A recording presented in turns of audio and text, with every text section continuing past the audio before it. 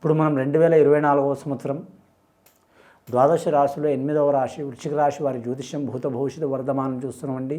ఫిబ్రవరి 16వ తేదీ నుంచి 29వ తేదీ వరకు గవ్వల శాస్త్రం చూస్తున్నామండి. గవ్వల శాస్త్రాన్ని లకుట ప్రశ్న శాస్త్రం అంటారు, చింతామణి శాస్త్రం అంటారు. వృశ్చిక రాశి వారి జ్యోతిష్యం భూమి చూద్దామండి.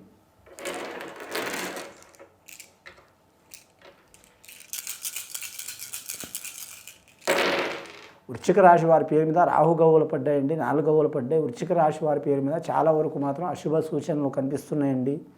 చాలా వరకు మాత్రం ఆరోగ్యంలో ఇబ్బందులు, ధనంలో ఇబ్బందులు, చేసే పనుల ఆటంకాలు, నమ్మిన వారి వలన మోసపోవటం, అలాగే పనులు మాత్రం స్తంభించిపోవటం, అలాగే వీరి జాతకంలో ఆదాయం మించిన ఖర్చులయ్యే అవకాశం ఉంది. అలాగే కుటుంబ చిక్కులు, సరైన మార్గయోగం ఉండదు.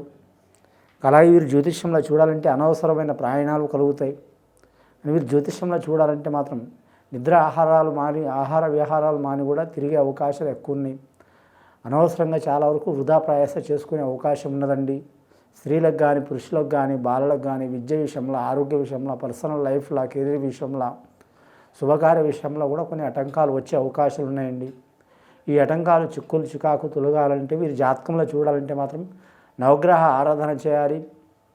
అలాగే వీరి జాతకానికి చూడాలంటే మాత్రం దశావతారంలో శ్రీకృష్ణుడు కానీ, రాముడు కానీ, అలాగే భద్రాచలం రాముడు కానీ, వెంకటేశ్వర స్వామికి కానీ దశావతారంలో ఏ అవతారం ఉన్న స్వామికి కానీ పూజ చేయడం చాలా వరకు మంచిది.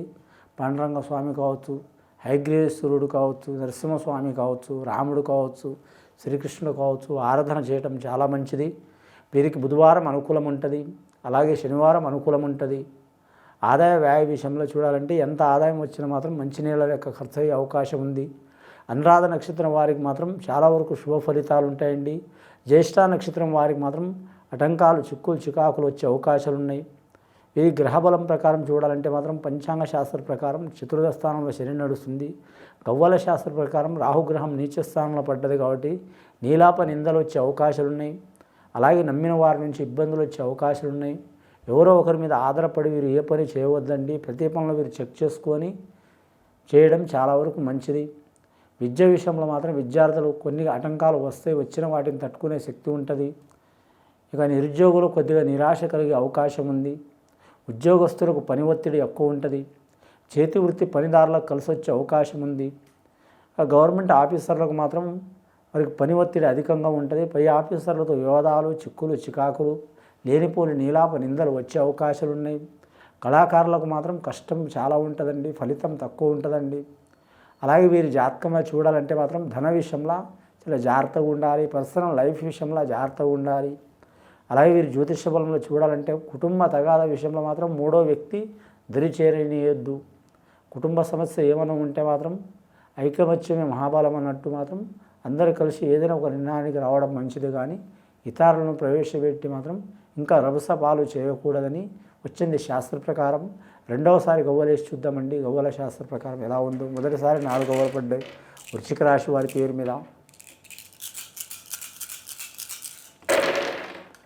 రెండవసారి గవ్వలేస్తే వారి పేరు మీద 6 గవ్వలు పడ్డాయండి. 6వ సంఖ్య జ్యేష్ఠ నక్షత్ర జాతకులకు కలిసి వచ్చే అవకాశం ఉంది.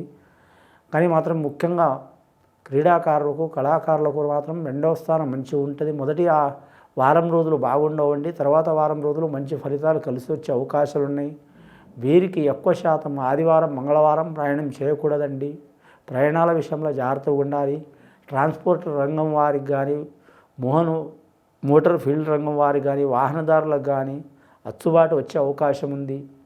అలాగే వీరి జాతకంలో చూడాలంటే మాత్రం వస్త్రంలో ఏ వస్త్రాలు ధరించినా మంచిదే. ఒకటి బూడిద కలర్ రంగు వస్త్రం తప్పించి ఇతర ఏ వస్త్రాలు ధరించినా మంచిదే.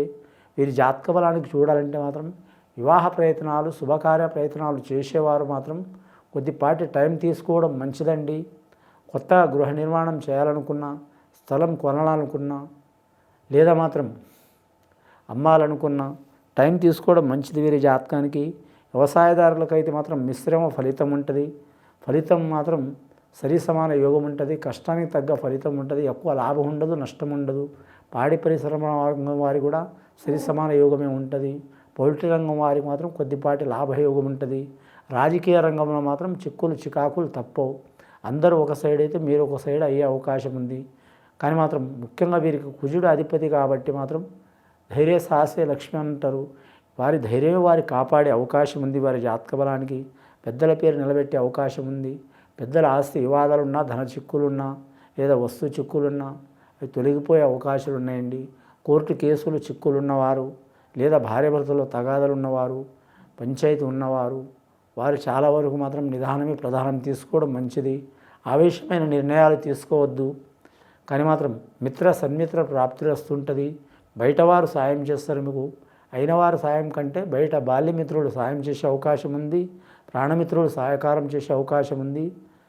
అనవసరంగా కూడా కొన్ని గొడవలు వచ్చే అవకాశాలు ఉంటాయి. జాగ్రత్తగా ఉండాలి. వివాద విషయంలో ఎంత దూరం ఉంటే అంత మంచిది. వీరి మాట ఖచ్చితంగా ఉంటుందండి. రాయపగలొడినట్టు కట్టె వెలుగొట్టినట్టు ఉంటుంది కాబట్టి మొహమాటం లేకుండా మాట్లాడతారు కాబట్టి వాటి మూలంగా లేనిపోని తగాదాలు నిందలు వచ్చే అవకాశాలు ఉంటాయి. వృశ్చిక రాశి వారి జాతకంలో అంశయోగ బలం మంచిగా ఉంటుంది. స్త్రీల విషయంలో చూడాలంటే మాత్రం వివాహమైన స్త్రీలకు మాత్రం భార్యాభర్తల విషయంలో కొన్ని ఆటంకాలు తప్పవండి. ఒకరి మనసులో ఒకరు ఉండరు, ఎవరి ఆలోచన వారికే ఉంటుంది. సంతానం కూడా ఇబ్బంది పెట్టే అవకాశం ఉంది. అలాగే తల్లిదండ్రుల వారు కావచ్చు, అత్తమాల వారు కావచ్చు, బంధువులు చుట్టాలతో కూడా లేనిపోని ఆటంకాలు వచ్చే అవకాశాలు వస్తాయి. వచ్చినా ఏం పర్వాలేదు. అనుకోని అతిథి మీ ఇంటికి దరిచేరే అవకాశం ఉంది. అతిథి నుంచి మీకు మంచి జరిగే అవకాశం ఉంది, చెడు అయితే జరిగే అవకాశం లేదు. శుభకార్య విషయంలో వాయిదా వేసుకోవడం మంచిది. కానీ రుణ చిక్కులు ఉన్నవారు, రుణం ఇచ్చిన వారు ఎంత తొందరగా వసూలు చేసుకోవడం కానీ లేదా ఇవ్వడం కానీ చాలా మంచిదండి. వసూలు చేసుకునే విషయంలో చెప్పాలంటే నిదానంగా చేతికి వస్తాయి. కానీ మాత్రం అప్పు తీర్చే విషయంలో మాత్రం 4 రోజులు లేట్ ఉంటే మాత్రం 2 రోజులు ముందర ఇవ్వటమే చాలా మంచిది మీ పేరు మీద. వ్యాపారస్తులకు మాత్రం మిశ్రమ ఫలితం ఉంటుంది. కలిసి వచ్చే అవకాశం ఉంది. గవర్నమెంట్ ఉద్యోగం కోరే వాళ్ళకు మాత్రం కొద్దిపాటి ఇబ్బందులు ఉంటాయి. ఆల్రెడీ ఉద్యోగం చేస్తున్న వారికి మాత్రం అన్ని రంగాల వారికి మాత్రం ఆటంకాలు చిక్కులు వచ్చే అవకాశం ఉందండి. గవ్వలు చూద్దామండి. మొదట 4 గవ్వలు పడ్డాయి, రెండవసారి 6 గవ్వలు, 10 గవ్వలు పడ్డాయి. మూడవసారి గవ్వలు చూద్దాం వృశ్చిక రాశి వారి జ్యోతిష్యం మీద ఎలా ఉందో. మూడవసారి గవ్వలేస్తే 4 గవ్వలు పడ్డాయండి. ఎటుపోయి వీరికి రాహు మాత్రం వదిలిపెట్టట్లేదండి.